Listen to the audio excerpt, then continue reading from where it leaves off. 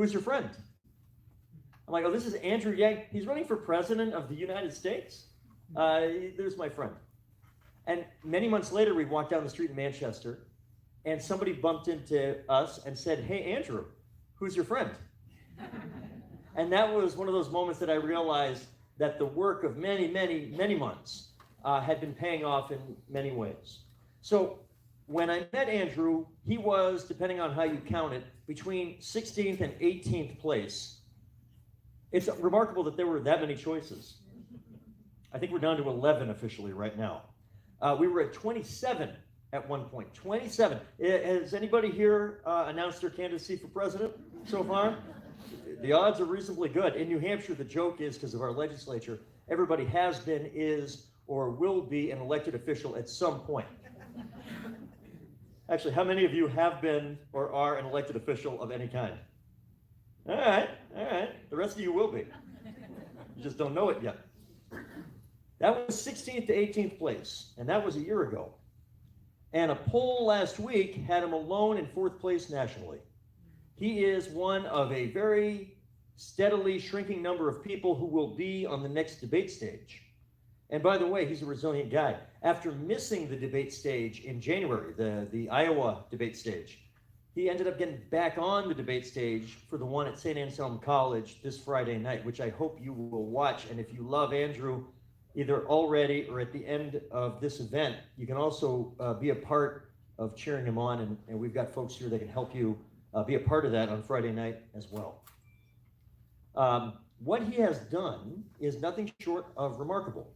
And if I may be so bold, unprecedented in the modern history of American presidential politics.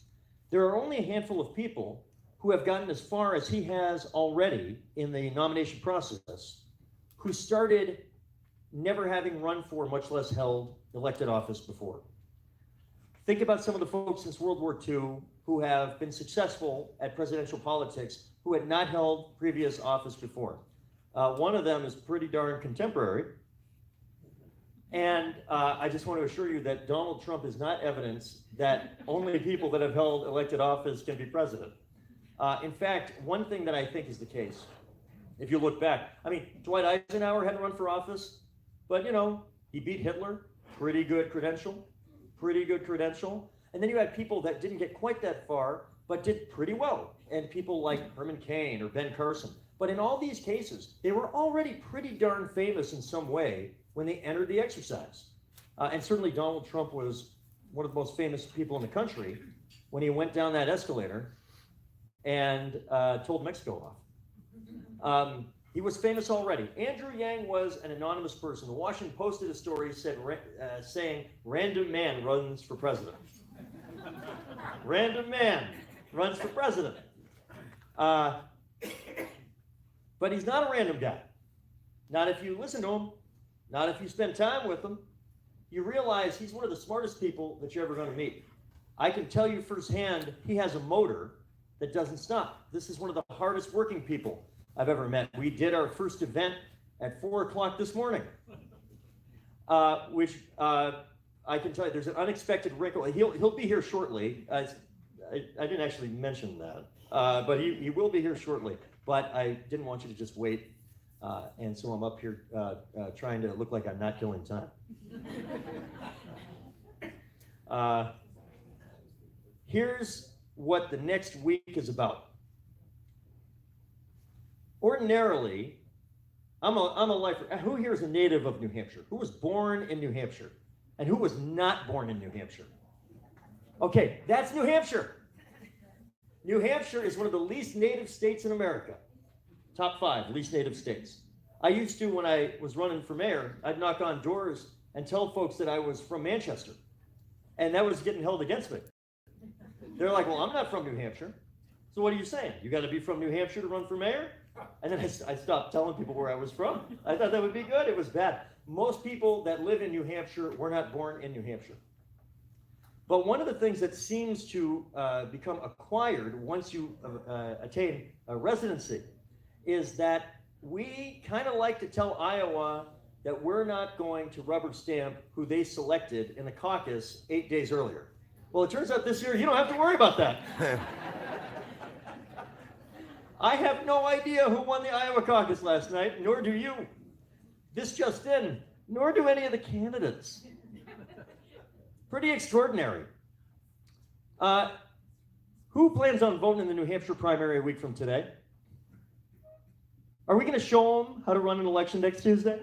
Yeah. Give yourself a round of applause in advance.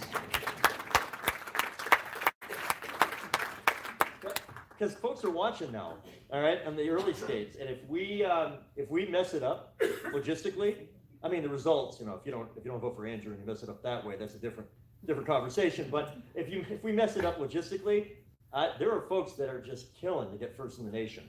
It is a privilege. It is not a birthright.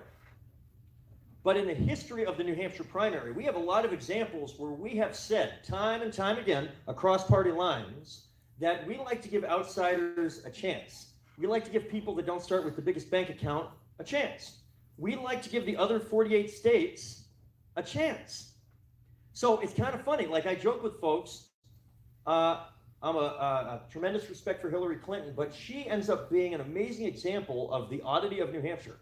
In 2008, when Barack Obama won Iowa, and it looked like he was about to win New Hampshire, if you were around at that point, he was up by 6, 8, 10 points, entering the weekend of the New Hampshire primary, later this week, it's equivalent. And as you know, Hillary won by 5 points, an amazing turn of events that took what would have been basically Barack Obama coronation after 2 states and turned it into an epic 50-state struggle. So New Hampshire said, hey, we like you, Barack, but we like Hillary and we don't want this thing to be over yet. Fast forward 8 years. Iowa said, by a hair, we're going for Hillary. And New Hampshire said, clearly we like you, Hillary, because 8 years ago we kind of saved your bacon. But we don't want this thing to be over in 2 states, so we're going to go vote for your opponent this time, Bernie Sanders. So it's not personal. We just don't like rubber stamping it. I was 10 years old in 1984, and in 4th grade, and there was a former vice president of the United States that everybody said was totally going to win the election. Was totally going to be the nominee, Walter Mondale. He won Iowa with 49% of the vote. And there was this outsider, kind of a young guy, not as well known, who had spent a lot of time in New Hampshire and was talking about the next generation of American leadership. He was delivering an energy level, a youthfulness, a hope that ended up taking him from having lost Iowa by 36 points 8 days earlier to being down in the polls by almost 10 points 4 days before the New Hampshire primary, to winning and defeating Walter Mondale by almost 10 points on primary day, a blizzard, I remember it well, 1984. That guy was Gary Hart. When we look at the Republican side of the aisle, George W. Bush was about to be coronated from governor of Texas to the presumptive Republican nominee.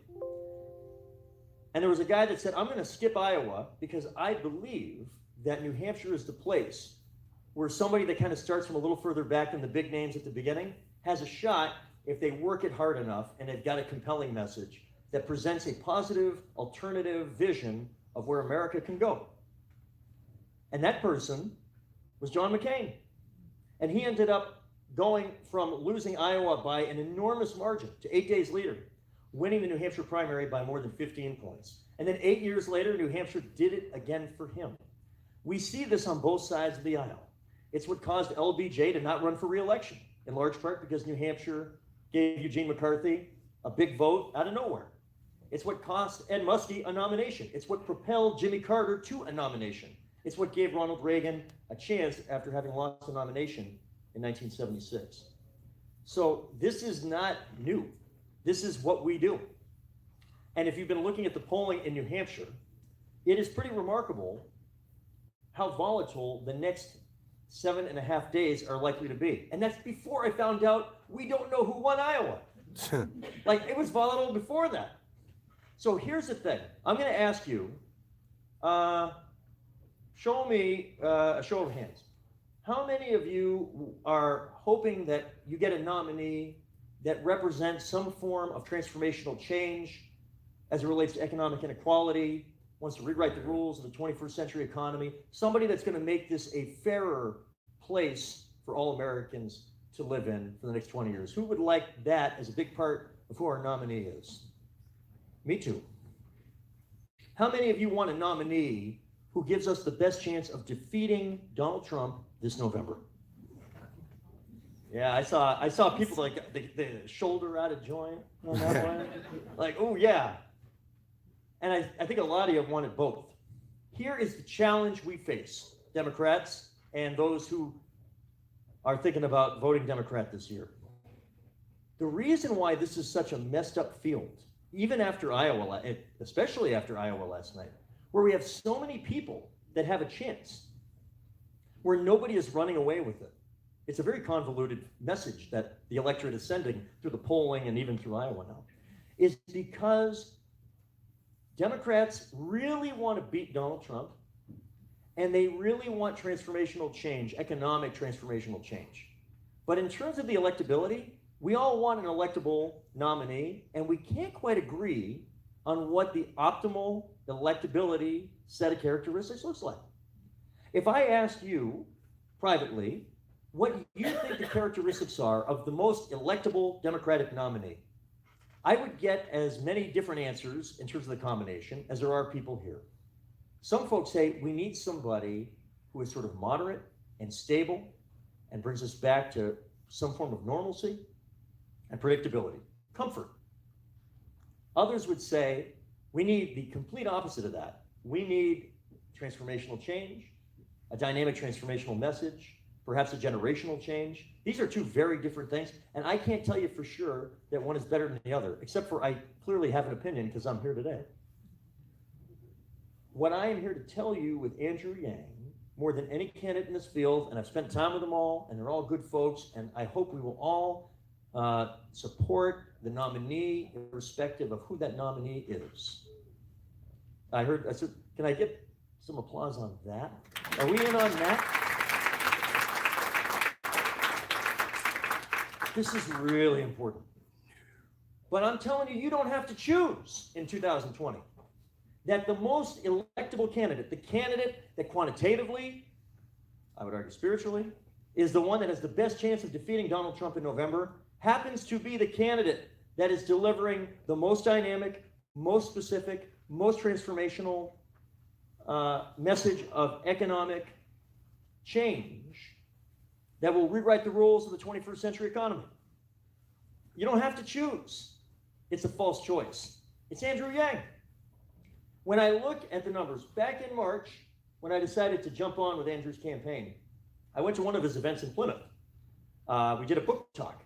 And there were 80 people that showed up on a weeknight in Plymouth for Andrew Yang, who was not yet Andrew Yang. I'm like, who are these people? So while he was doing autographs and selfies, I went into the crowd and I started asking people. And I saw a lot of Trump voters. And I had been to Warren events, Gillibrand, Booker, great candidates. No Trump voters at those events. All right? And you can like the other candidates and still agree that you're not going to see a lot of Trump voters at most of the other candidates' events. For sure. And Andrew was not using a different message in front of Trump voters that he was using in front of 2016 Bernie voters, as I was, or people that had not voted before, or a lot of people there that were never going to vote again people. We got a lot of those in this country. He was using the same message, and I was getting an amen kind of vibe, irrespective of what their background was as I was talking to him after. And there was one guy who had a MAGA, the red shirt with the white letters, Make America Great Again. I said, you have just spent 90 minutes sitting at an event with a young Asian American Democrat who wants to give every U.S. citizen $1,000 a month for the rest of their life. Sir, are you attending the correct event? Have you gotten your GPS correct? And he goes, I have. And I'm like, why? And he said this, and I think about it a lot, and I think this is part of what the folks in New Hampshire are going to consider over the next 7+ days. It's this. He said, it turns out, after 3 years of Donald Trump, that I now realize, he said, that Donald Trump was the wrong answer to the right question, and that Andrew Yang is the right answer to the right question, which begs this: what's the right question? And he said, the right question is this: how come at a time when people are saying GDP record high, unemployment record low, stock market record high, inflation, sustained inflation record low, how can these data points that we have been taught our entire life that when these things are going well, it means things are going well for you. It means that your standard of living must be going up. It means that the pit of the stomach anxiety that you feel when your personal economy is not going well has vanished.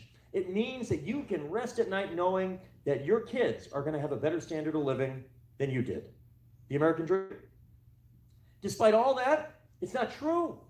He says, I feel like I'm walking on an economic tightrope with no safety net underneath.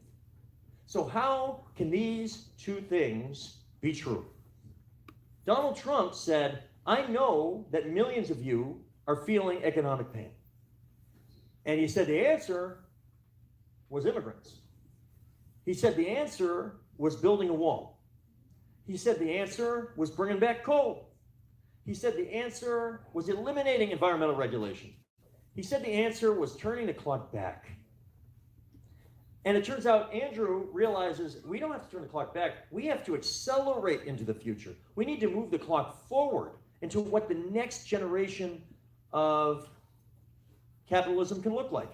He describes the freedom dividend, which is $1,000 a month for every US citizen, 18 and older, no questions asked, for the rest of your life, including if you're on Social Security, it stacks on top, as a capitalism that doesn't start at zero.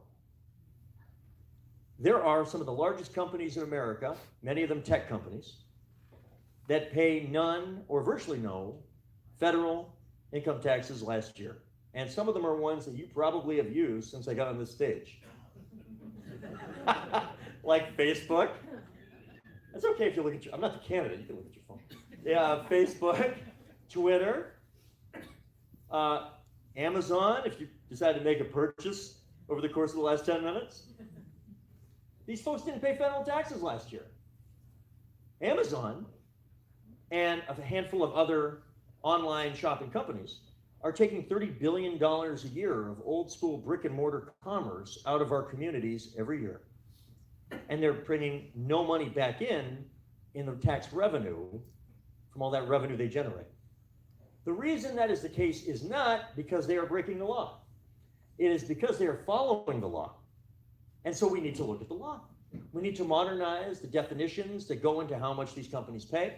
We need a tax system that reflects what virtually every Western economy in Europe, in Canada, most of Asia, what they have done, which gets away from just thinking of everything in terms of a wealth tax and thinking about what he called a VAT, value-added tax. And depending on how long before he gets here, we could talk about that. I'm about 5 minutes away from opening Q&A up to the floor. That's all right. It's all right. We could talk about that. But that's why would we not learn from the countries that already tried the policies that some of Andrew's opponents are proposing? Because they ended up not using them and replacing them with the policies that Andrew is proposing. The problem with the wealth tax is its spirit gets at what I think most of us want, which is to dislodge this enormous amount of new wealth that is getting stuck in a fraction of the top 1%. The gains are up here. You know, it's kind of funny. In the modern form of capitalism, the risk are getting socialized, but the gains remain up here. You, virtually all of you, are in different ways absorbing the risk that companies at this very top level are taking. But when the profits come in because of the current tax system, because they follow the law of the current tax system, we do not get that back.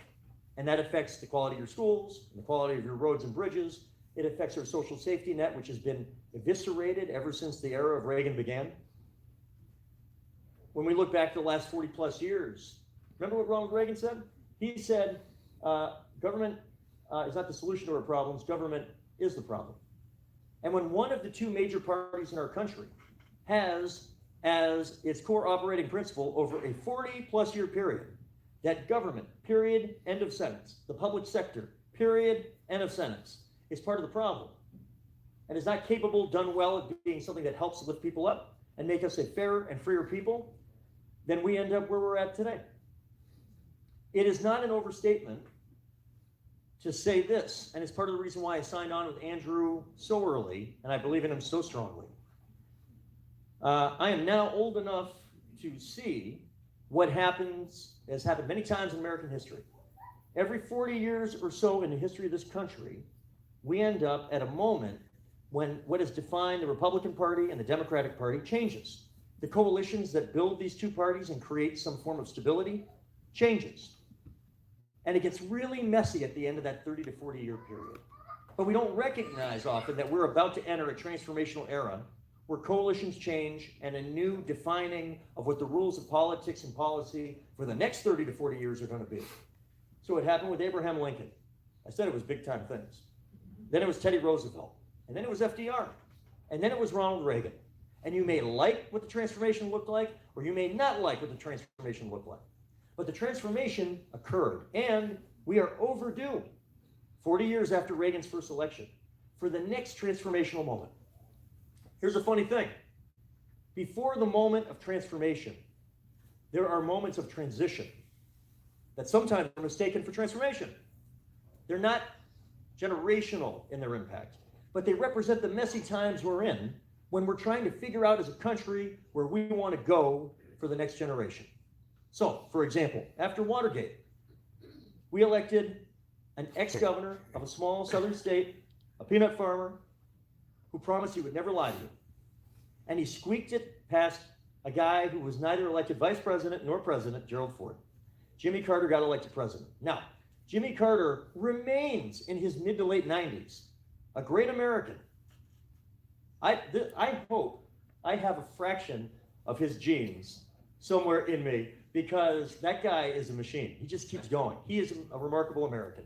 But if we're being honest, we cannot say that he was a transformational figure in the history of the presidency. He was a transitional figure. At a messy moment post-Watergate in history, when the country was trying to figure out what it wanted to be, Jimmy Carter represented an unusual choice at a chaotic moment in our history. And Ronald Reagan, 4 years later, despite the fact that as a lifelong Democrat, I would not have been thrilled, even as a 6-year-old back then, with the choice we made as a country. But we made a choice, and it was a transformational one. I hope I'm not just being a blind optimist, but I truly believe in my heart that Donald Trump does not represent transformation. He does not represent what the next 20, 30, 40 years of America has to look like.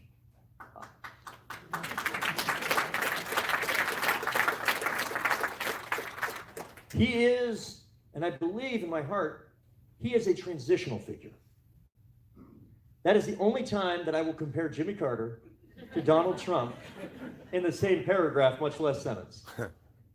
But the thing that they have in common, I hope you're walking with me on this, and I believe this to be true.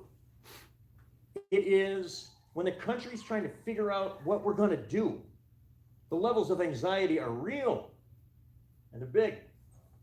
We are willing to do unusual things, at least temporarily, to almost buy time, and maybe as we careen from side to side, to try to figure out where we want to end up as a country for an extended period of time. And in the late 70s, it was Jimmy Carter. At the end of the 19th century, when we were done with Lincoln and we weren't quite at Teddy Roosevelt, you might recall from your history book, a lot of one-term presidents that don't have a lot of buildings named after them today. That was an example of this sort of transition period. And this is the next one. So one of the two parties is going to eventually figure out what the transformational message will be and who the messenger will be. It's not Donald Trump. It could be a Republican. I hope to hell it's a Democrat. But it doesn't just happen. It's going to take something more and bigger and more exciting and more transformational than a message that simply says, let's go back to the past. Let's be the party that's not Donald Trump. If we nominate in 2020 a Democrat whose core message is, I am not Donald Trump.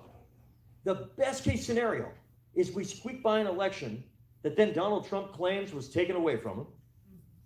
And then we do not have a mandate because of the nature of the message we ran on this fall to be able to make change happen. At best, we are probably dealing with a divided Congress, a divided country, and it takes us 4 more years into that period of transition.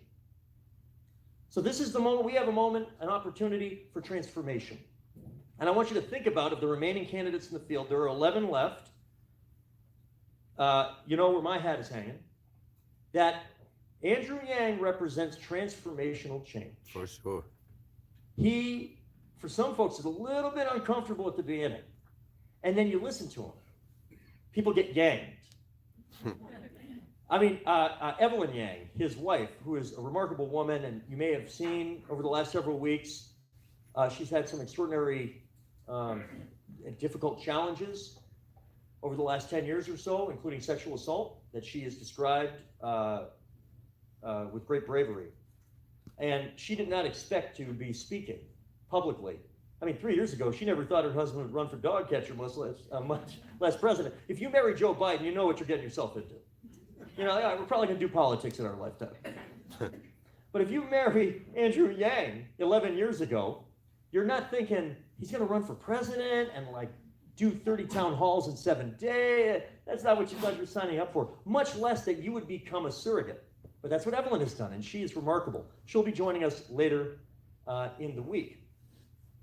And they think in generational terms. They got 2 little kids. They got 2 boys, one of whom is on the autism scale.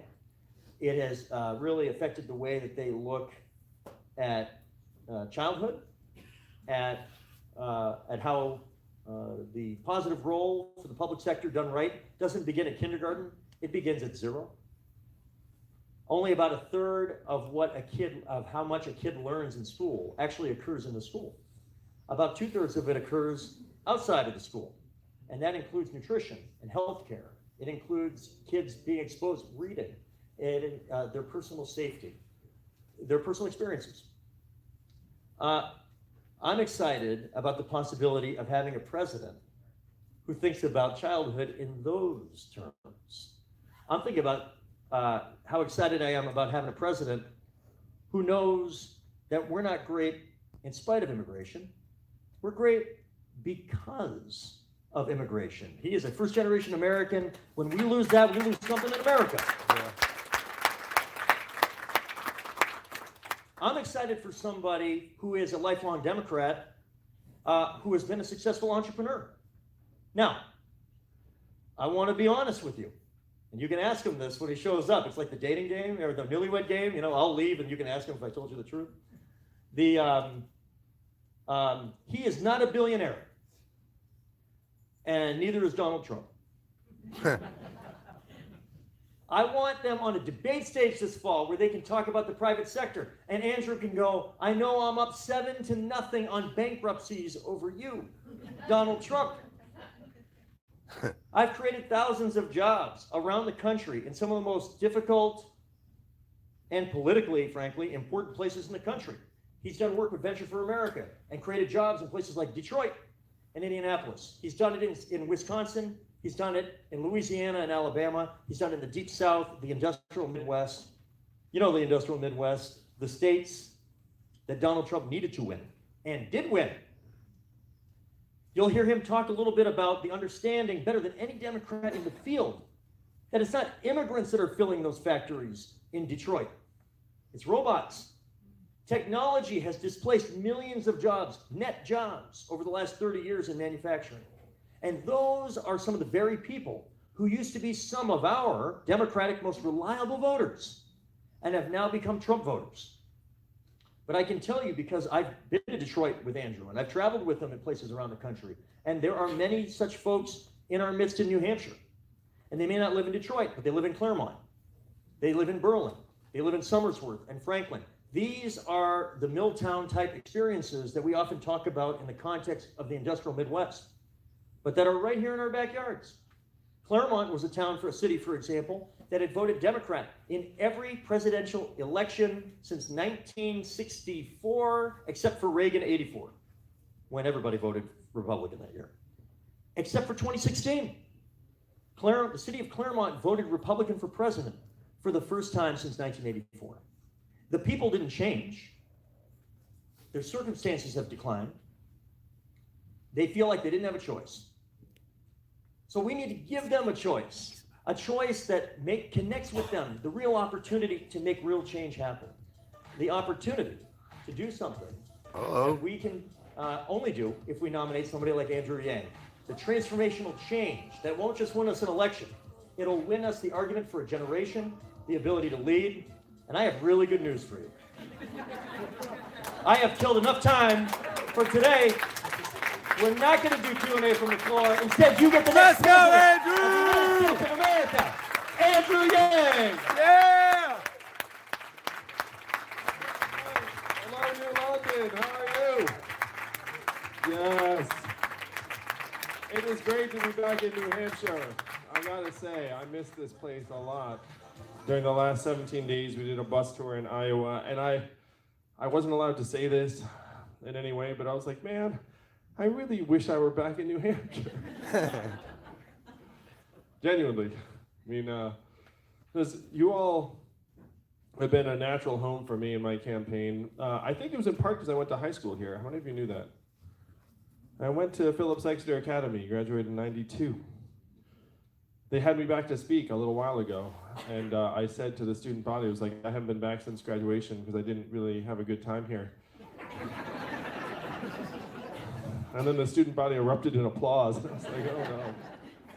So after that, I went to Brown University, and I went to law school in New York City, became an unhappy lawyer for 5 whole months, and then left to start a business. How many of you all have started a business or organization or club? So if you have your hand up, you know a couple things. Number one, it's much harder than anyone ever lets on. And number two, when someone asks you how it's going, what do you say? Great. Yes, my business went great too until it failed. My parents told their friends I was still a lawyer.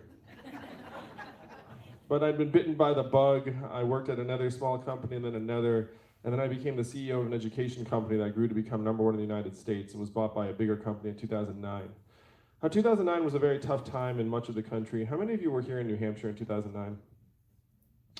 So that was the wake of the financial crisis. Many people were struggling, and I thought I had some insight as to why our economy crashed 12 years ago.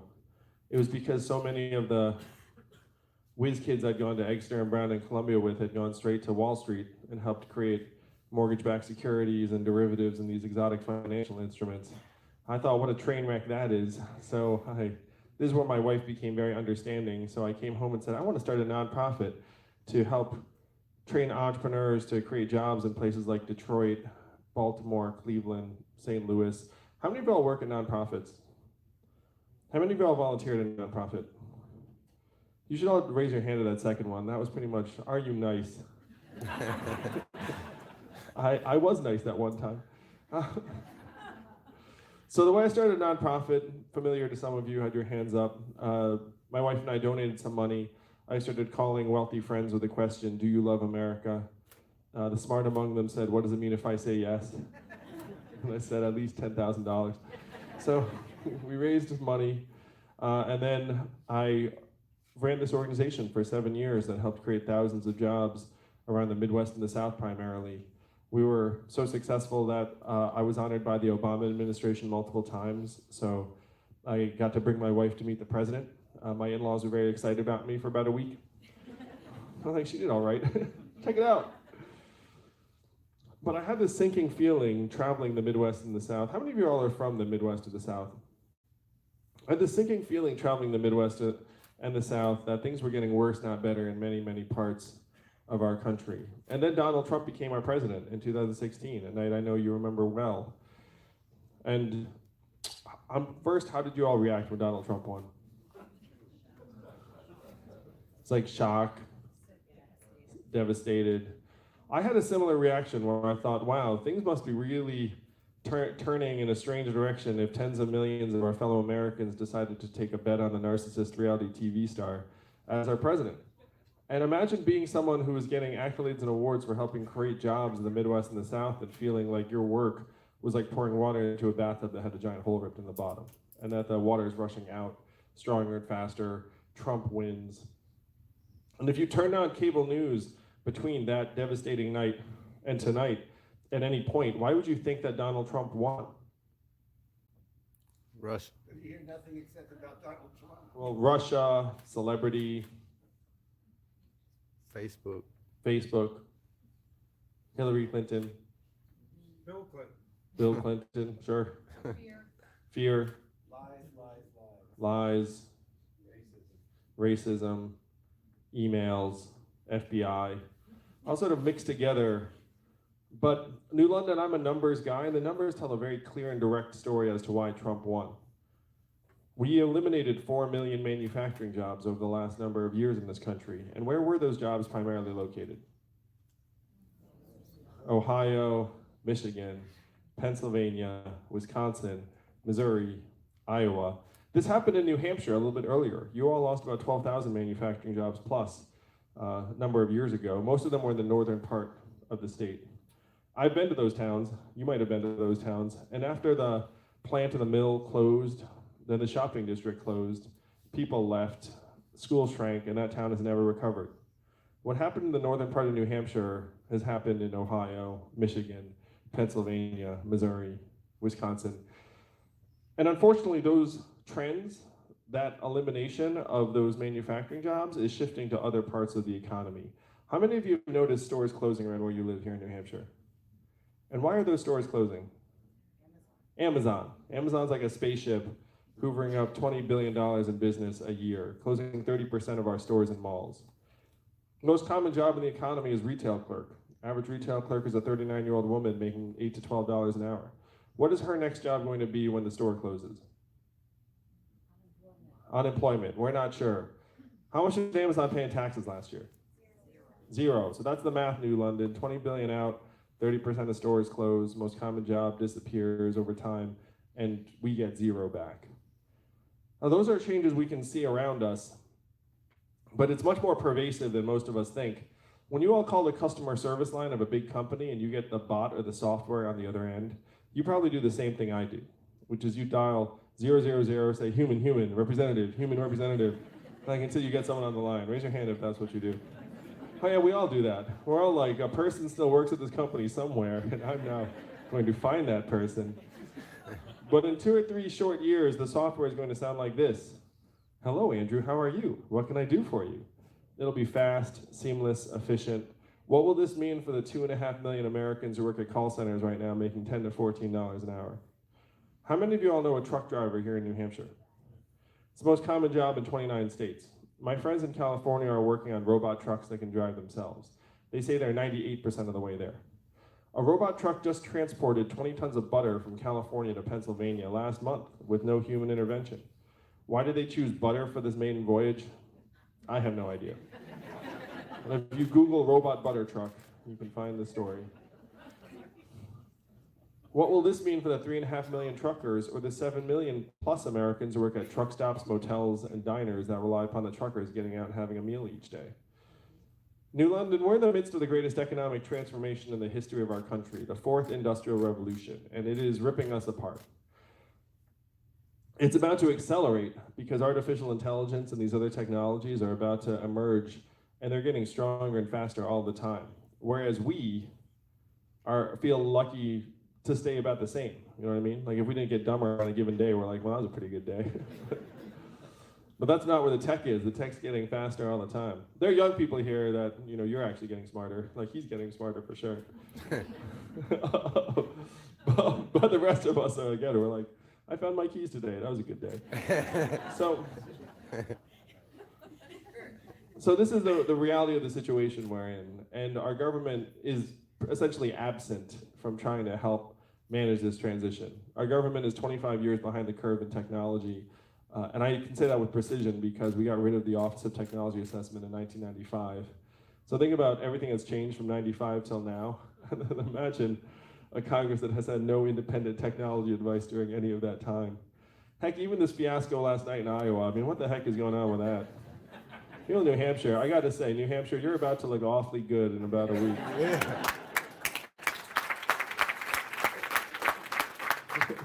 Because you know what's going to happen? People are going to vote, and then we're going to know how many of you voted. And that's it. That alone will be a quantum leap forward.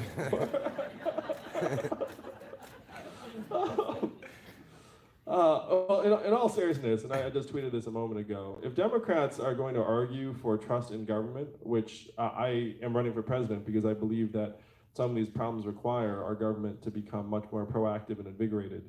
But if you're going to argue for trust in government, it's incumbent on you to build and provide reasons for us to trust that you will actually do what you say you're going to do. Like, it's very, very bad to argue for trust in government and then just screw up on a massive level and then be like, oh, like that doesn't instill trust, you know? So that's one of the things that we have to try and make progress on as a country.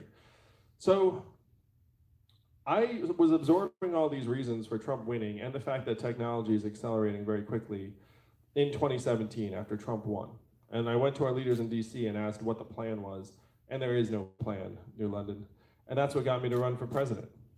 So what is the plan for us all? When you're talking about a $21 trillion a year economy and the most common jobs disappearing very quickly, I can go through the most common jobs in our economy very quickly for you because it'll give you a sense of the enormity of the changes. The top 5 job categories in the United States of America are administrative and clerical work, retail and sales, food service and food prep, truck driving and transportation, and manufacturing. Those 5 job categories are just named about half of all American jobs. You can see them all shrinking pretty quick. Vast majority of the people that fill them are high school graduates. 33% of Americans graduate from college, give you a sense.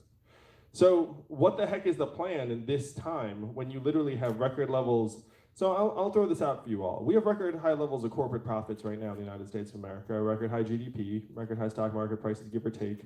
What else are at record highs in the United States of America right now? Homelessness, poverty rates, uninsured, suicide, what was that? People out of the workforce, debt, drug overdoses, pollution, mental illness, depression, anxiety. Record lows in the United States of America right now.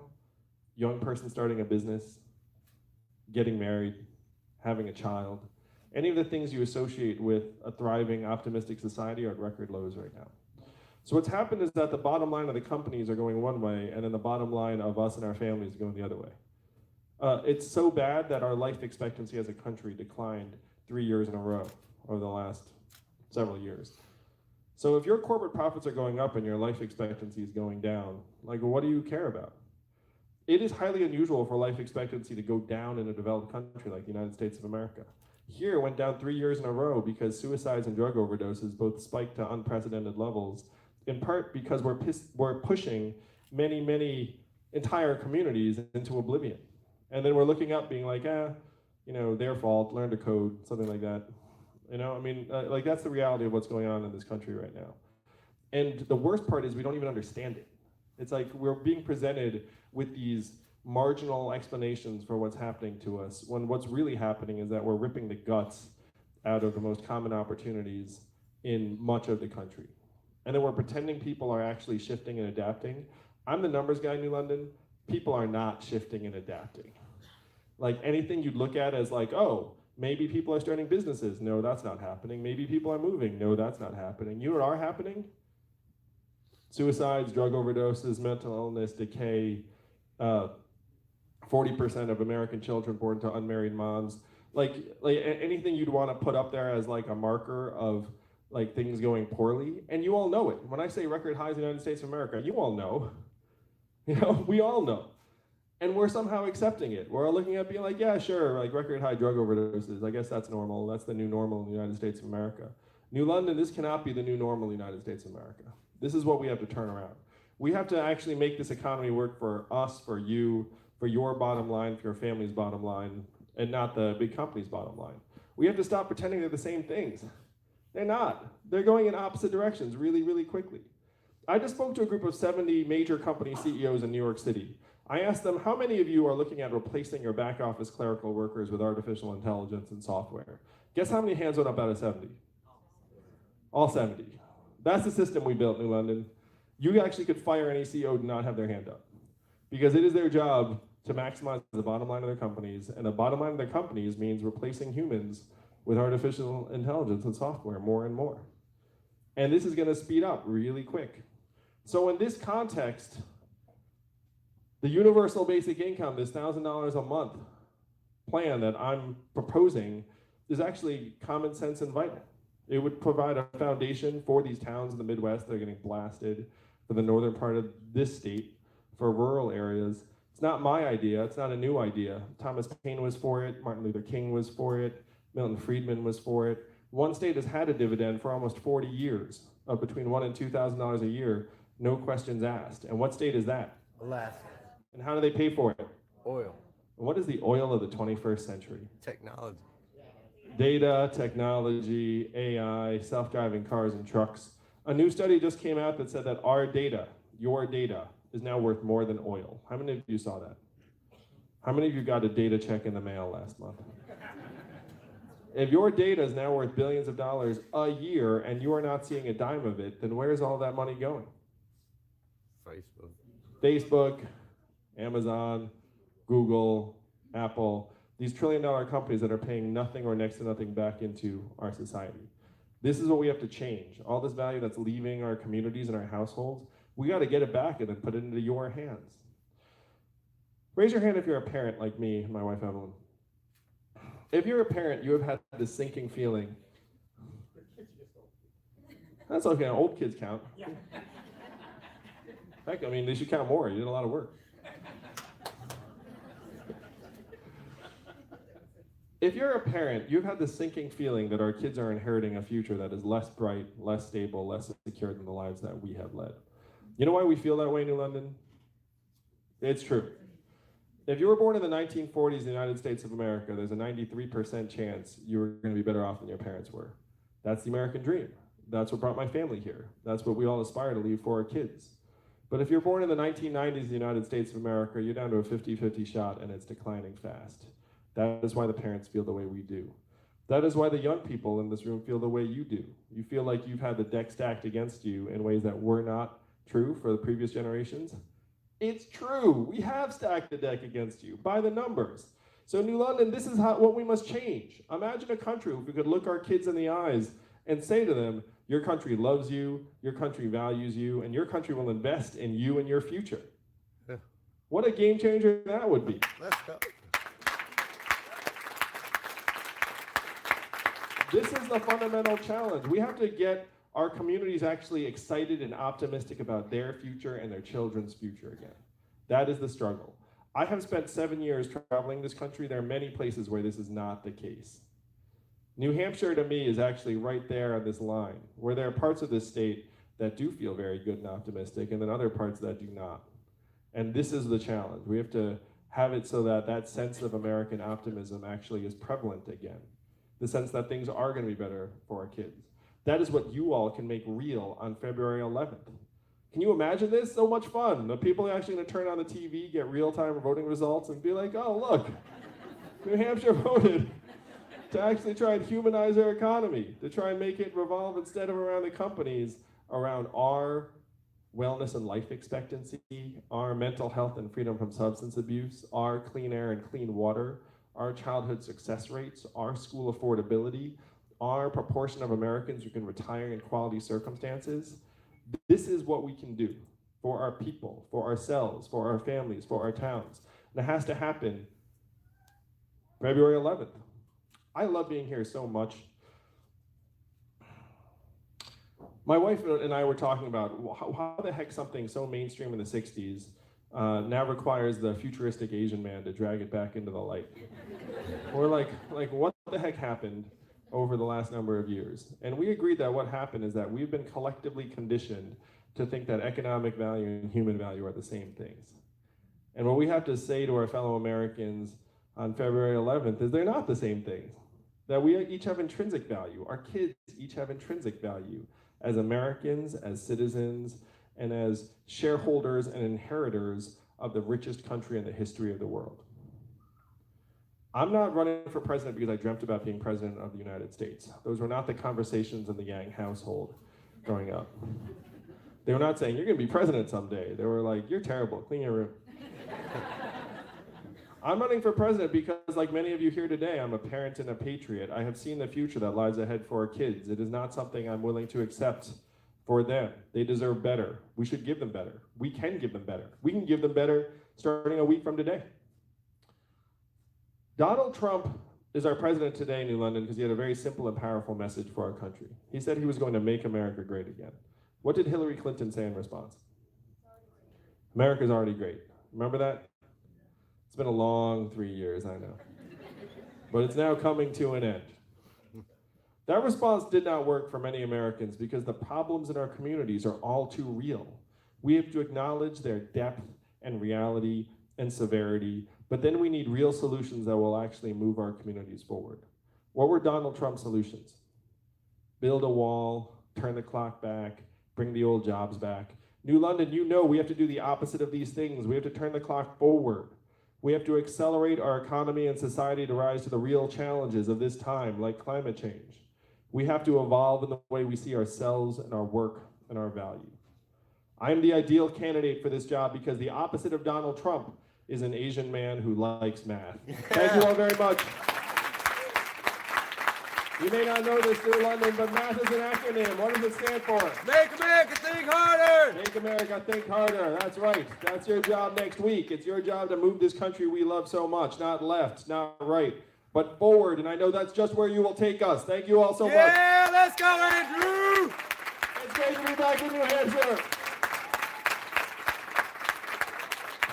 All right, guys, we got time for a couple of questions. If you want to raise your hand, we got about 10 minutes or so. We got to hit back the road as usual. Thank you.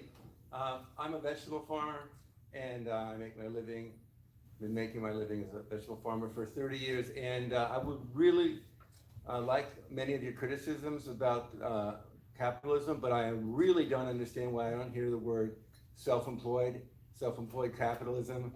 There's 25 million self-employed people in this country. There's 110,000 live in New Hampshire, and we know who we are because we pay the self-employment tax. And we're the highest tax, most regulatory burden, least protected Americans. So as an entrepreneur, why is less than 0.5% of small business administration loans going to those self-employed who make up 3/4 of American businesses? And why are large corporations able to, my bottom line is, please talk about the self-employed and maybe even the self-employment tax, which is breaking us. Thank you. I love this question so much. We have to do much more for small businesses, for people who are self-employed. I love small businesses that help actually create accessible opportunities and do awesome things in the community, and we've made it much, much too hard for you. And if you think about, like, I ran a business and we were an LLC, and so that, you know, there was like personal translation. We're paying an effective tax rate of 50%. And that was high because I was based in New York, and it's really high there. But I was just like, wow, we're paying 50%. And then you see, like, Amazon's paying 0, Starbucks is paying 0, Netflix is paying 0, and you're like, why are we stacking the deck against the little guy? I love the fact that you're a vegetable farmer. So one thing that I think we need to do, we should have scale-sensitive regulations, where if you're a small operator, like, trying to hit you with these massive regs that don't make sense for your operation, but might make sense for the mega farm. Because you know who helped write those regulations? The mega farm. Because the mega farm had lobbyists who were like, you know what you want to do? You want to do it like this. And then if you're the small farmer, you're like, what the heck is going on? You want me to do what? You know what I mean? So scale-sensitive regs, lightening the tax burden, having more SBA loans for operators like yourself. I am super passionate about it because the numbers show it's harder than ever to start a small business in this country. And that is not a recipe for a healthy economy or for a healthy society. So thank you for the work you do. And I want some of your veggies. Why don't you bring some? Because when you pay the self-employment tax, 25 million people will do it. Thank you. I love it. I appreciate. You know, I'm on your side because I've been an operator just like you. I agree with just about everything you're saying, but how do you expect to get this through our legislature? Oh, this is such a fun question. All right, so check it out. You're essentially the first in the country to go to New Hampshire. So let's say this idea, this vision gets out, and Democrats realize, what's the number one criteria for Democrats voting for a nominee? Beat Donald Trump, right. People who are betting money on these outcomes have me as the heaviest favorite in a head-to-head matchup with Donald Trump. 18% of college Republicans say they'd support me over Trump in the general. One poll right here in New Hampshire said that 10% of Trump voters in the state would support me over Trump in the general. So as Democrats realize that I'm the heaviest favorite, you know who's figured this out? Donald Trump. I'm the only candidate in the field he has never tweeted a word about. Because he knows I'm better at the internet than he is. But also, what are his most potent attacks? You're a corrupt DC politician. Totally doesn't work on me. And we know this because his advisor was quoted like a video recording saying like, if there's someone we're worried about, it's Andrew Yang. So they're trying to hope I don't make it through this process, but if I do make it through this process, I'm going to wreck him. Like I'm just going to make him seem laughable. So, no, it's true. He's laughable with or without my help. So then I become the Democratic nominee. I beat Donald Trump. Everyone knows that I won on this dividend. Democrats and progressives will be so excited to get money into the hands of children and families, make us stronger, mentally healthier, improve education rates. But here's the kicker. What are Republicans and conservatives going to say about the dividend? The state that's had a dividend for almost 40 years is Alaska. It's a deep red conservative state. It's passed by a Republican governor. This is traditionally a bipartisan idea. This is one reason we're doing so well in New Hampshire, because many conservatives and libertarians do not mind the idea of economic buying power in Americans' hands. What do they mind? A giant bureaucracy making everyone's decisions. So 20% of Republicans will look up and say, wait a minute, this is a massive win for rural areas that I represent, red states on the interior that have gotten blasted by automation. And cash is a hard thing to demonize. Can you imagine Mitch being like, hey, this money's gonna hurt you? People will be like, wait, what are you talking about? So then we pass what's been traditionally a bipartisan plan, and then Americans will get the boot off their throats. So I actually feel like, wow, like I feel better about this thing that the government's done than I felt about anything the government's done in like my entire lifetime. And then we can generate consensus around infrastructure and other bipartisan things that the country knows we need to make progress on. But if I become the nominee, then this idea will have a ton of support come Inauguration Day next year. Thank you. Good question. Thank you for taking my question. I'm Barbara Southard. I'm from Bradford, New Hampshire. And this is kind of in a different vein. It's the immigration area. I just wanted to ask you about the migrant protection protocols. We've had those for about a year. It's better known as Remain in Mexico policy. And because of that policy, we're forcing people, children and families, to live in very unsafe Mexican cities where they face things like kidnapping and violence from gangs. And they have to wait for their immigration hearing for months there. And sometimes they never even show up for their hearing because they can't even get there or because they're kidnapped or whatever. Anyway, would you pledge to repeal this very harmful policy in your first 100 days? What I would pledge to do is invest resources so we can meaningfully enact our policies at the border in a much more effective way, so that you don't have waiting lists that extend for years on end, and you don't have people who are then struggling in various circumstances. Because right now we don't have those resources in place on the border, and it's causing all sorts of negative effects. I do think we need to enforce the southern border in a real way, and I would of course never separate kids from their families or throw kids in cages as a parent and an American. All of that is reprehensible and unconscionable. That I would pledge to invest proper resources at the southern border so that we can actually enact our policies in a way that's consistent with our values.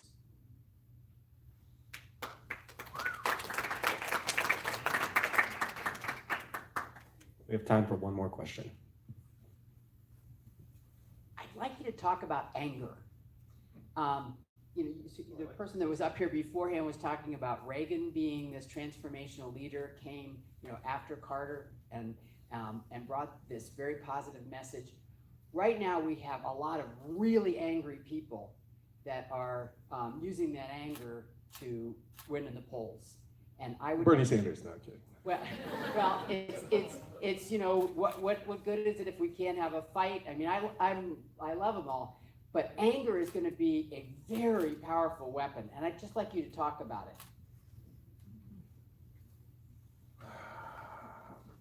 I think many, many Americans feel like we're being pummeled into exhaustion by our political culture and our media industrial complex. And you look up and just everything is this giant fight and struggle. And one of the reasons why my campaign has been such a breath of fresh air for many Americans is I'm running against the problems on the ground that people can see in our communities every day. I certainly don't, and I'm very welcoming to people who voted for Donald Trump because frankly, we need many of them to get on board if we're going to win and bring the country back together. That to me is a way that we can actually move the country forward and start to heal because the polarization is not helping us solve our problems in a very real way. And a lot of governing is about getting someplace and building consensus and managing a whole host of priorities. And if you go in and you say like, hey,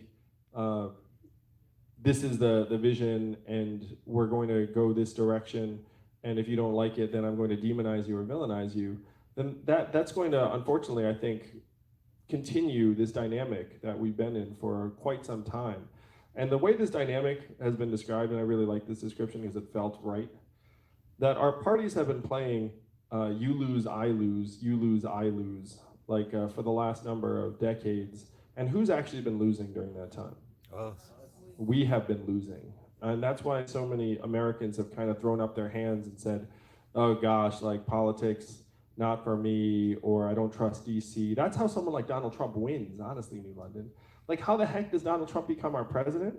Is because the pendulum has been swinging back and forth while the way of life of many of our communities has been sinking into the ground. So that's what we have to change. We have to get to the hard work of actually curing the disease that got Donald Trump elected. Donald Trump is a symptom, and the disease has been building up for years, even decades. Acting like he's the source of all of our problems is drawing attention from the real issues that we have to resolve. And I sometimes tell an Asian doctor joke here that, like, I'm the Asian doctor to cure the disease. But I'm the Asian doctor to cure the disease in part because I'm very, very solutions-oriented, data-driven. I don't demonize Americans. I happen to think most Americans are awesome. And Americans who voted for the other side, I think most of them are just trying to do their best for themselves, their families, their community. And this is one reason why I'm the best situated to take on and defeat Donald Trump in the general. That there was a friend of mine whose mom gets all of her news from Fox. And she told my friend that Andrew Yang is the only Democrat in the field I would support in the general because he is the only one who does not seem to be judging me. And it's true, I don't have anything for her except love and a desire to help improve her way of life. Thank you guys, that's all the time we have. Let's give it up one more time for the next President of the United States, Andrew Yang. Yeah! Thank you, London. We are back. Let's go, Andrew. Thank you guys. We'll be around for a few minutes to mingle and take some photos. We got to take them in like 3 to 5 minutes. Thanks, y'all.